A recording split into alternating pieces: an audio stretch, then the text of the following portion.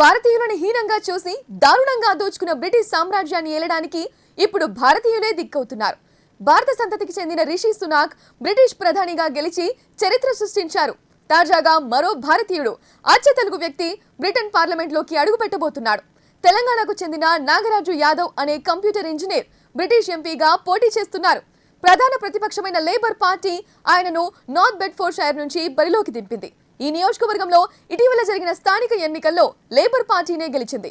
నాగరాజు గెలుపు గ్యారంటీ అని సర్వేలు చెబుతున్నాయి. అదే జరిగితే బ్రిటిష్ ఎంపీ అయిన తొలి తెలుగు వ్యక్తిగా ఉదయ్ చరిత్ర సృష్టిస్తారు.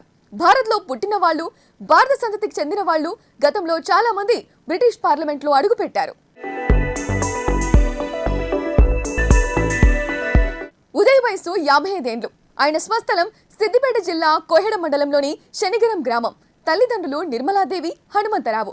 మధ్యతరగతి కుటుంబంలో జన్మించిన ఉదయ్ మాజీ ప్రధాని పివి నరసింహారావుకు బంధువు అవుతారు.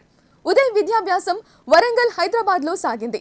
మహారాష్ట్రలోని రాంకెట్లో ఇంజనీరింగ్ పూర్తి చేసిన ఉదయ్ కంప్యూటర్ సైన్స్ చదవడానికి బ్రిటన్ వెళ్లారు. ఆక్స్ఫర్డ్ బుక్స్ యూనివర్సిటీలో పీజీ, యూనివర్సిటీ కాలేజ్ ఆఫ్ లండన్లో పబ్లిక్ అడ్మినిస్ట్రేషన్లో పీజీ పూర్తి చేశారు. ఆర్టిఫిషియల్ ఇంటెలిజెన్స్ ప్రాధాన్యం పెరిగిపోవడం గమనించిన ఉదయ్ ఏఐ రంగంలో విశేష కృషి చేశారు. పలు ఎన్జీఓల్లో, బ్రిటిష్ ప్రభుత్వ సంస్థల్లో పనిచేశారు.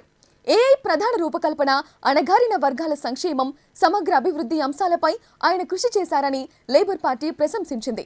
తనకు టికెట్ ఇవ్వడం గౌరవంగా భావిస్తున్నానని, తన జీవితం ప్రజాసేవకే అంకితమని ఉదయ్ చెప్పారు. ఎంపీగా గెలిస్తే ప్రజలకు నిత్యం అందుబాటులో ఉంటానన్నారు.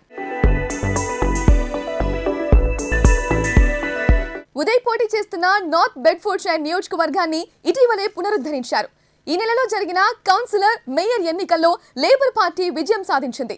అధికార కన్జర్వేటివ్ పార్టీపై ప్రజల్లో తీవ్ర వ్యతిరేకత ఉందని, గాలి లేబర్ పార్టీ వైపు వీస్తోందని అక్కడి సర్వేలు చెబుతున్నాయి. నార్త్ బెడ్ఫోర్డ్షైర్ లో ఉదయ్ గెలిచేందుకు 68% ఛాన్స్ ఉందని ఎలక్ట్రల్ క్యాల్కులస్ పోల్ సర్వే సంస్థ తెలిపింది. బ్రిటిష్ పార్లమెంటు ఎన్నికలు వచ్చే ఏడాది జనవరిలో జరగనున్నాయి. ఉదయ్ నార్త్ బెడ్ఫోర్డ్షైర్ లో ఏకంగా బ్రిటన్ మాజీ మంత్రినే ఢీకొంటున్నారు.